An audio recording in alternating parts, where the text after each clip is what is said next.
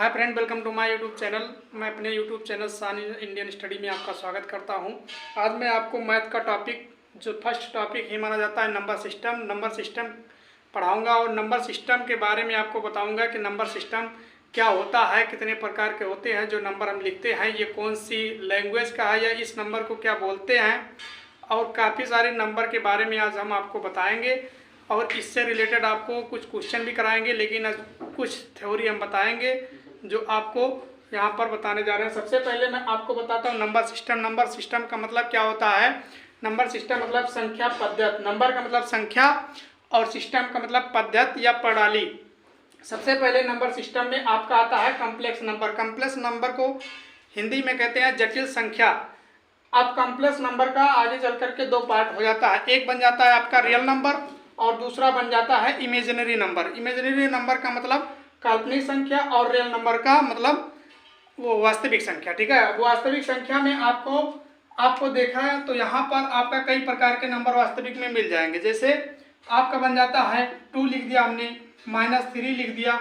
उसके बाद अगर हम लिखें इसमें तो हमारा हो जाता है जैसे पाई हो जाता है।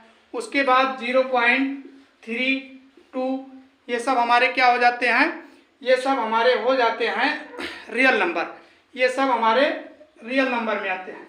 लेकिन अगर इमेजिनरी नंबर में जाते हैं तो हमारा यहाँ पर ऐसे लिखा जाता है, ये जैसे है, ये प्लस IB, इसको बोलते हैं। I का मतलब क्या हो जाता है?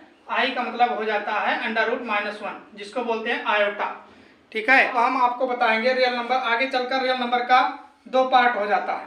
एक हो जाता है रेशनल नंबर यानी कि परमीय संख्या, और दूसरा हो जाता है इसमें ये हो जाती है परमीय संख्या, और दूसरा जो हो जाता है ये हो जाता है हमारा अपरमीय संख्या। इसको बोलते हैं अपरमीय संख्या।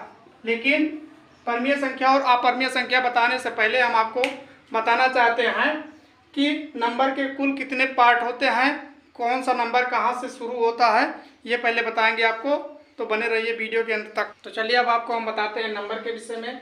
नंबर जो होता है, जैसे हमारा 1 से स्टार्ट होता है और 9 तक जाता है। सबसे पहले 1 2 3 4, उसके बाद 5 6, उसके बाद 7, उसके बाद 8, फिर 9।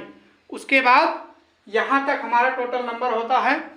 उसके बाद अब हम ये नंबर कौन सा नंबर है, जैसे हमारा लिखा जाता है एक नंबर ऐसे इस तरह से होता है 1 2 3, और उसके बाद ये होता है 4।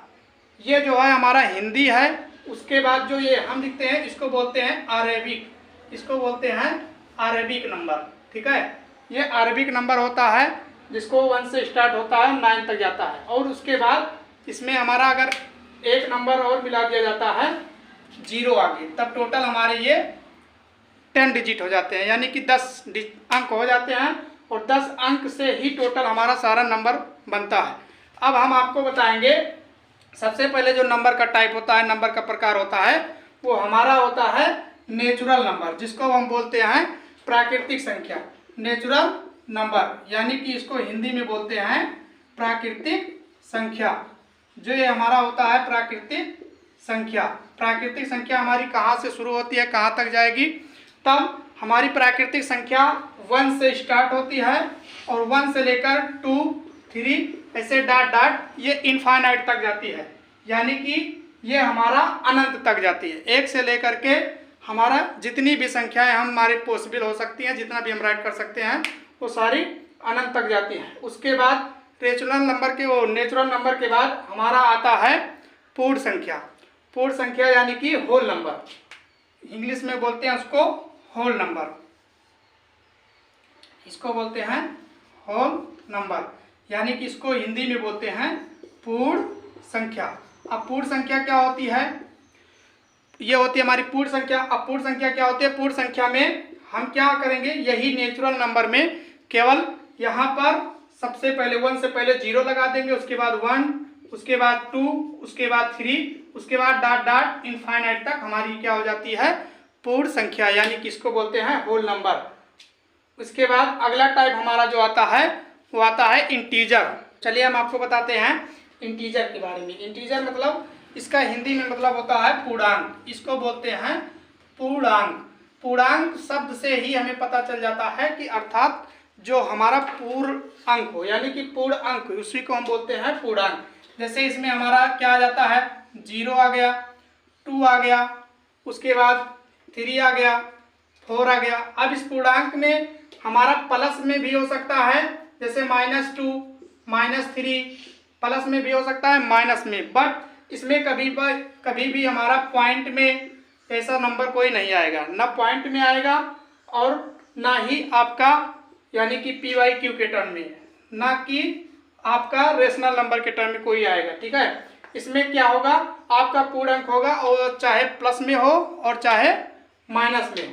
तो इसमें जो स्टार्ट होता है वो प्लस इनफाइनाइट से लेकर के माइनस इनफाइनाइट से लेकर के आपका प्लस इनफाइनाइट तक होता है, यानी कि माइनस अनंत से लेकर के प्लस अनंत तक होता है। जैसे ये बना होता है हमारा नंबर, यहाँ पर हो गया -4, उसके बाद यहाँ पर -3, उसके बाद -2, उसके बाद -1, फिर यहाँ पर आ जाता है हमारा 0, उसके बाद फिर यहाँ पर 1, उसके बाद 2, उसके बाद 3 और उसके बाद 4, यानी कि ऐसा चलता रहता है।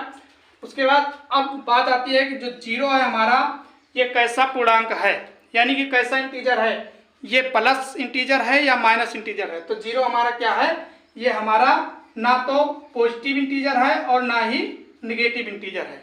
0 हमारा क्या है, जिस तरह से हमारा न्यूट्रॉन होता है उदासीन, यानी कि ना पॉजिटिव है नेगेटिव है। ठीक है, तो 0 हमारा ना तो पॉजिटिव इंटीजर है और ना तो नेगेटिव इंटीजर है।